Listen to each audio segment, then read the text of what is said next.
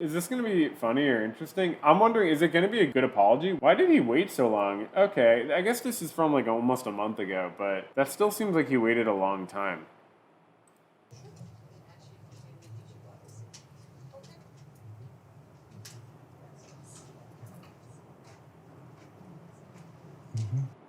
It's funny that the title is in first person because this is not Will Smith's channel. This is ABC 7. But okay, I guess they're like publishing Will Smith's apology. I love a good apology, so I'm really hoping, he hits the nail on the head and takes accountability. It's going to be interesting.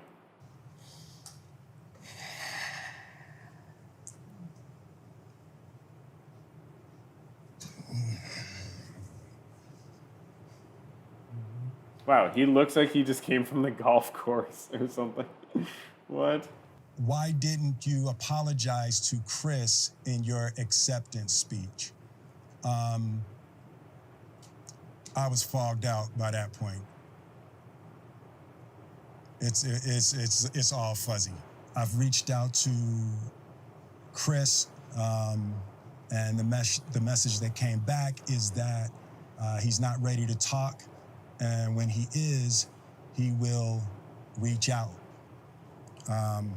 Yeah, that's a good move by Chris Rock. I mean, like, what does Chris Rock have to gain? Like, what do you want from me? You know what I mean? Like, I get it. You're sorry, but yeah, I don't know the details. I'm sure Will Smith lost like very, very significant professional opportunities from his behavior. My first reaction when I watched the Will Smith punch was I loved it and I thought it was hilarious. I think comedians are so obnoxious. I thought the joke was so obnoxious. I thought, oh, that's really funny that a comedian can have to, get punched. It sort of stopped being funny the more I thought about it because obviously, like, that's not a way to, like, resolve that level of conflict. It's humiliating. Like, it's very humiliating to Chris Rock in a way that he doesn't necessarily deserve. I know it was a mean-spirited joke, but I don't think two wrongs really make a right in that situation. So I will say to you, Chris, I apologize to you. I hate when people say it that way. I think when you say I apologize, if you think about what you're doing like linguistically, you're like referencing yourself and like describing what you're doing. Like, I cooked dinner, I apologize. Rather than actually apologizing, you're saying I apologize. It's like when people say these actions are reprehensible. It's like, well, then why don't you reprehend them? Like, why don't you actually just fucking like say how bad they are? Don't just be like, these are worthy of saying how bad they are. He's not smiling. Is he smiling? I apologize to you. I mean, he looks a little anxious, I guess. I don't think it's like a smile. I see what you mean, though.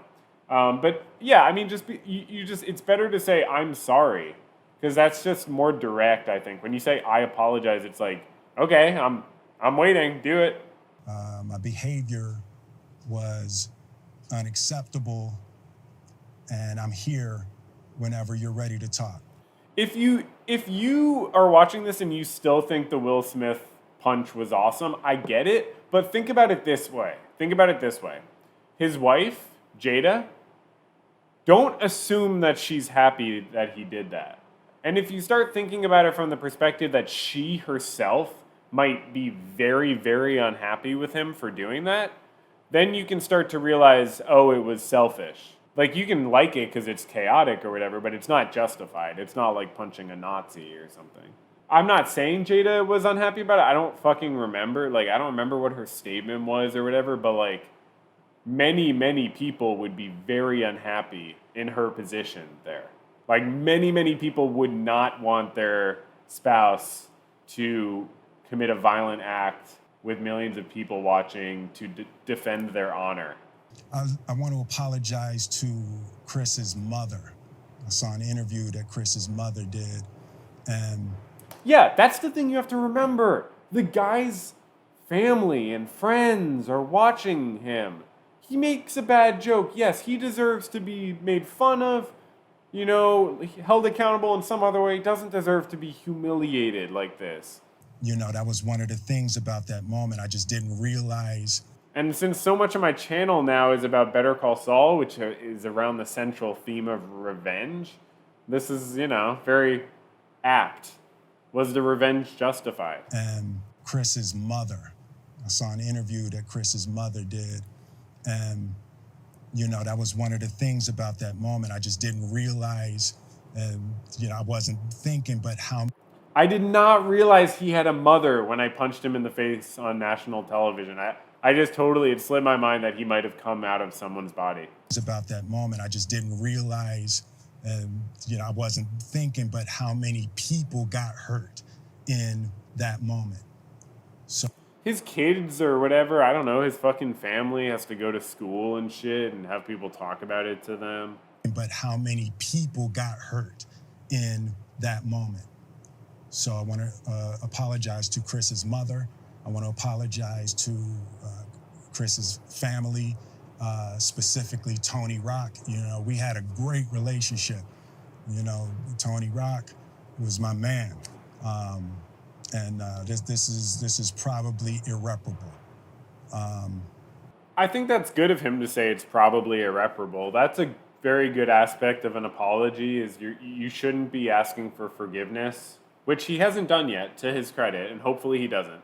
You should not ask for forgiveness. I don't see any reason to really ever ask. I mean, unless you really think it's justified, like that quickly, or if you do something small and someone's holding a grudge, then I guess you can ask them to stop holding the grudge and stuff. But like in general, when you're apologizing, you just want to communicate that you're aware of what you did wrong and the ramifications of it, and maybe what went into it and what caused it and how to prevent it from ever happening again. And that's basically, how an apology is created. You don't want to be asking for forgiveness, because then you're putting the responsibility back on the other person and saying, actually, here's a demand.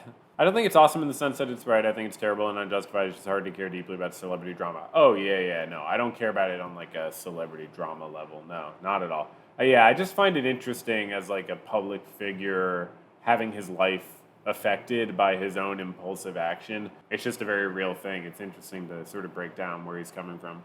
Replaying and understanding the nuances and the complexities of what happened in that moment.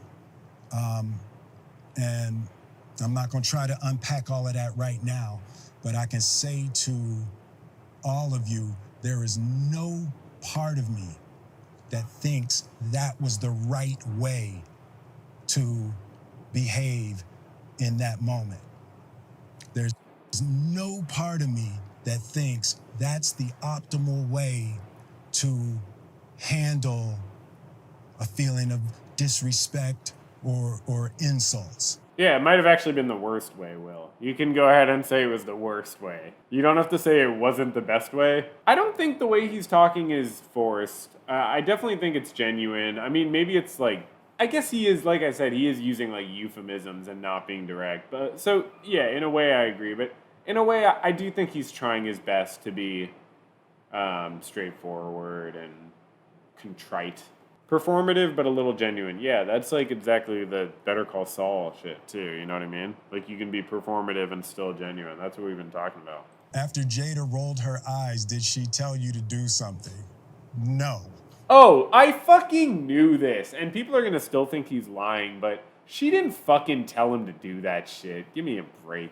Everybody with their sexist preconceptions is like, it's the woman causing it. It's the woman. And it's like, no, he just fucking impulsively did that. She didn't want him to fucking do that. If he received a role in a new Marvel movie, would he be putting this apology video up? No, he wouldn't.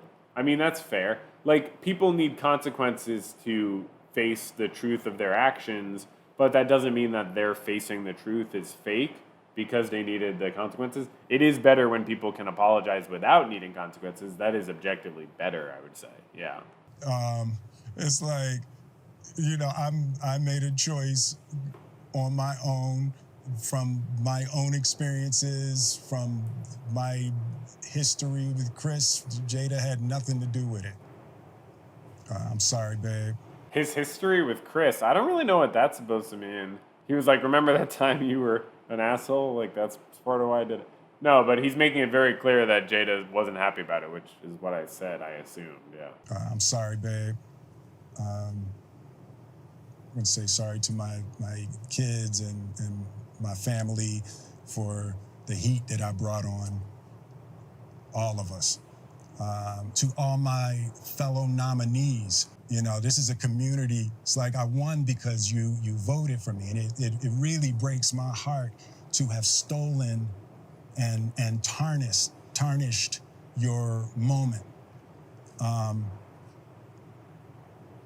can still see Questlove's eyes. It happened on Questlove's award, and Oh shit, it happened on Questlove's award. I didn't even realize that because I certainly wasn't watching and did not watch. Wow. Yeah, could you imagine if that happened on your award? You're supposed to go get your award. You're like, wow, dude. Men will literally just slap a comedian in the Oscars gala instead of going to therapy. Yeah, I'm sure he's gone to therapy. He definitely has now. Or maybe he just goes to like a. I don't want to make a Scientology joke if he's not a Scientologist. They've long denied allegations that they're members of the Church of Scientology, but some people don't believe it. Okay, well, I don't give a shit. It's like I'm sorry really isn't sufficient. Yeah. What would you say to the people who looked up to you before the slap, or people who expressed that you let them down? So there's two things. One, disappointing people is my central trauma. I hate when I let people down. So it hurts. It hurts me psychologically and emotionally to know I didn't live up to people's image and impression of me. And I don't really know what to say about him framing it that way as his central trauma. I mean, I guess you could criticize that and say, like, he's making it about himself. But I guess it's just true, and maybe he won't be making it about himself that much. He's just mentioning that to say, yes, I really do understand, and I very much feel pain about disappointing people. The work I'm trying to do is I am deeply remorseful. And I'm trying to be remorseful without being ashamed of myself. Yeah, okay, this is becoming a less good apology. That's a little bit strange, like to mention that he's trying to not be ashamed of himself. Like, it's good for you to be a little bit ashamed of yourself. Not a lot of shame, but just like a smidgen of shame, maybe. And then it goes away. I don't want you to feel shame forever, but it's okay to feel a little shame. Shame enough to make you just question, why did that happen? What did I do that led to that? How do I make sure that doesn't happen? I'm not saying, you should torture yourself, but there's a difference between presenting an explanation versus excuses, but the apology should just be straightforward yes. Here, he's giving a pretty good explanation. He's not doing too much excuses, but it does seem to be, like, these aren't excuses exactly, but, like, it is strange to say that he's trying to not be ashamed of himself. Like, that's extraneous information. Yeah, that's extraneous information. I made a mistake, and yeah, this is bordering on excuses, for sure. I'm trying not to think of myself as a piece of shit. So I would say to those people, I know it was confusing. I know it was shocking. But I promise you, I am deeply devoted and committed to putting light and love and joy into the world. I think you can feel a little bit of shame without feeling like you're a piece of shit. I get that is essentially what shame is. If you have too much shame, it is totally unproductive, because why would you want to work on yourself if you think you're a piece of shit? But I think it's okay to feel a little shame in the sense of just questioning yourself and like what led to the behavior. Not on just like a behavior level, but on like a yourself level. I think it's okay to do that. But yeah, you don't have to, think you're a piece of shit. That's not going to help you grow and change, usually. But I get what he's saying. I mean, he's saying, yeah, don't give up on me, please. And, if you hang on, I promise we'll be able to be friends again. Yeah, bro, I don't know. I mean, you're just a famous person, but yeah. Okay. I'd give it a 5 out of 10. I'd give it a 5 out of 10. Yeah, the most despicable thing is that hundreds of people in that theater gave him a standing ovation just a few minutes after it happened. That needs to be acknowledged. I mean, these celebrities are fucking sick. All they respect is power. They don't give a shit about right or wrong, and they all fucking clapped for him, and that's on all of them. That is on all of them. Can you imagine if you were in a room with 300 of your closest friends? Do you think you all would be fucking cheering for Will Smith when he got his award? No. In some rooms, someone would have gotten on stage and ripped the award out of his hands.